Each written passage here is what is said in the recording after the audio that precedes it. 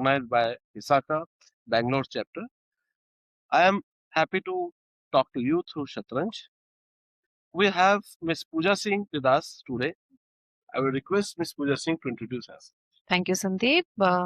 Hello, everyone. My name is Pooja. I am the country lead for Teva Pharmaceuticals. I also double hat in this role. I manage the country operations, and I also head the global business centers that we have, one in India and the other one in Zagreb. Happy to be here. Thank you, Miss Pooja. I see on the leadership role, wearing one hat is difficult. Now you are having two hats. I believe uh, reaching to leadership level is really sometime a risk because you have to take care of lot many things before to lead it. And not trying to be a gender specific, but being a female, how you feel, what kind of risk or challenges you face taking to these kind of roles. Um, well, I would say that personally, I did not face a lot of challenge. I was born in a progressive family. I was given equal right as any other male child would have been given. So I was given education, I was given a right to choose. I could choose pretty much the career I wanted to follow, my lifestyle choices. So that way, I did not have any barrier to break, so to speak. So I'm very thankful and grateful for the upbringing and the parenting my parents could give. Leading with that clarity and with that strong foundation also helped me also create a safe space for other women employees or fellow colleagues in the organization. So I felt that mostly the barriers were more so in my own head. I was fighting my own demons to constantly challenge myself or ask myself to say, am I good enough? Do I have a voice in the room? I waited too long to be, invited to get a seat on the table. But for my newer generations or the leaders to now come into workforce or now working, my constant advice is that don't wait too long. If you believe you have a perspective, don't shrink yourself to adjust to the situation or the environment. Make bold decisions, challenge the perspectives around, and make your voice felt. Whilst it is very important for women leaders to have mentors, it is equally important to have allies and important to build sponsors. These are the people who will speak about you and make recommendations on your behalf in the rooms that you have not been invited as yet. And once you find a seat on the table, make your voice heard. Make it worth it. So challenges, of course, but challenges of different kinds, which were pretty much breaking the barrier in my own head to ask myself, am I good enough? Do I belong at this table? Am I doing a good job? Um, but yes, I think we all have pivotal moments in our lives. So long, long ago, I had those demons. I am now very comfortable in doing what I'm doing. Very nicely put, Ms. Pooja. This is first you have to believe yourself, as you rightly said. If you believe yourself, you can let the world know who you are. Secondly, without saying a lot, but you have said a lot, you need mentors. I have seen people, they believe that we have learned a lot and we don't need anybody. But I see there is always a scope of improvement. There's a unlearning and relearning is always there, and we should do it. And the mentors are the people those shape us. Again, they tell us how you have to move here. Allies and sponsors are very, very important. And I totally understand from where you're coming and the kind of message you have given. And for the future women's or the leaders, as you rightly said, that you should be not wait too long and look forward to, you know, to be felt, to be heard, to be understood.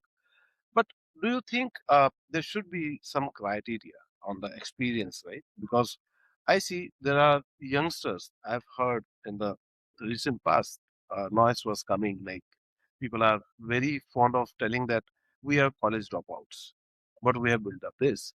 Uh, m- what I what is your perspective in that? The education, experience, and reaching to that level. How does that weight? Well, I would say for certain job types, you cannot do without education. Take an example of a doctor. You can't be a college dropout and become a doctor or practice medicine, right?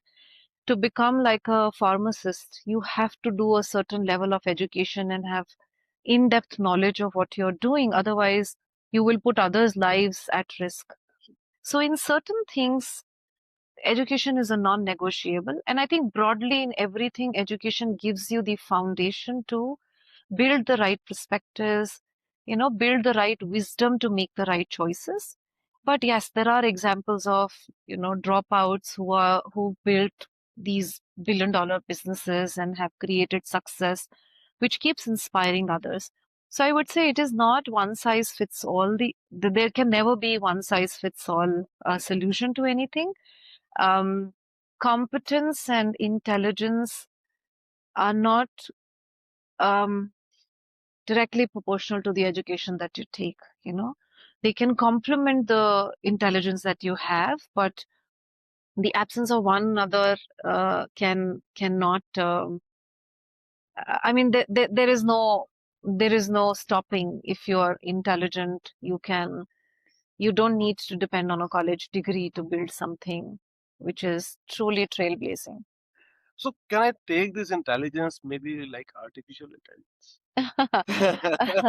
Because I believe, as in artificial intelligence, data is something which is required to be clean, clear, right?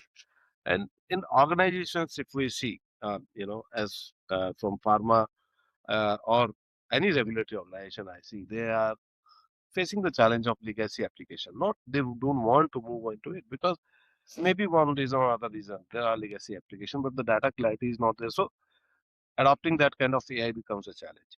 So when I am saying a youngster who is coming from the college, right? So he may be having that kind of intelligence, believing that because IQ and EQ is something which is required to be very, very strong.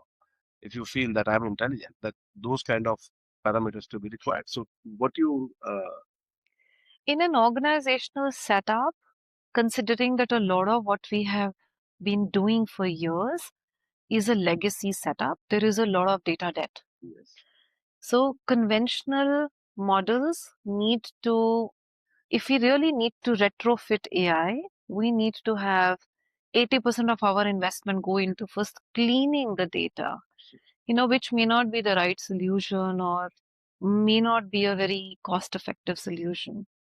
But for organizations to build anything new, the native AI or the thinking digital first or AI first is the way to go. So I would say that there are going to be two clear parallel streams within the organization. One, which is building this new age AI, native platforms and thinking and systems, and the other is going to be trying to retrofit into the conventional models where there is a lot of data debt that requires humongous effort to clean the data to get to a point where meaningful inferences can be drawn out of that data. So I see these as two parallel activities which the organizations possibly will have to deal with, considering that there is a lot of this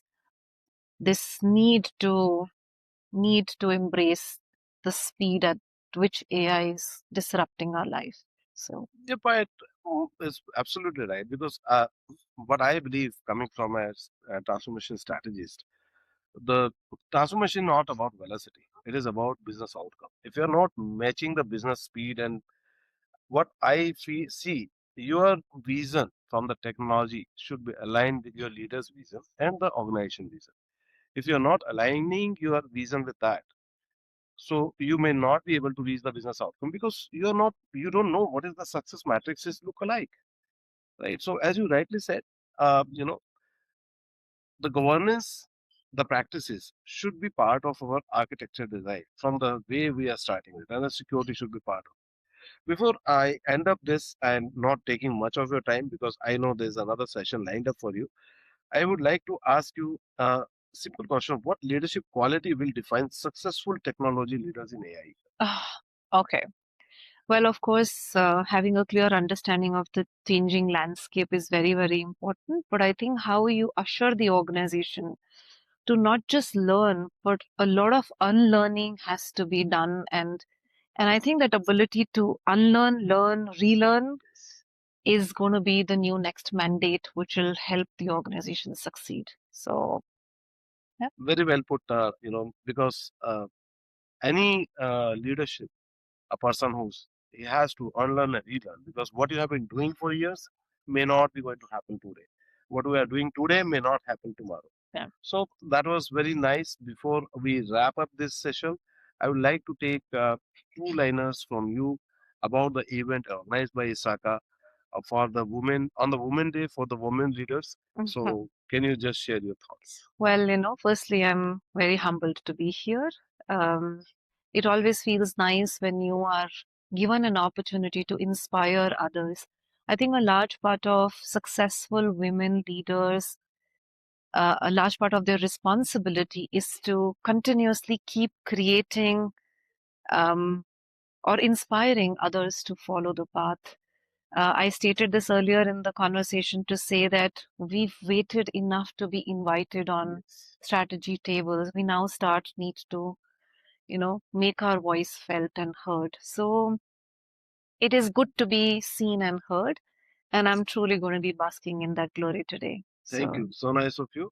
And until then, I will like to see the time of Miss Pooja permitted in another episode of Shatranj. We will ask some other leading questions. Until then, thank you for watching and hearing us. Thank you. thank you so much. Thank you.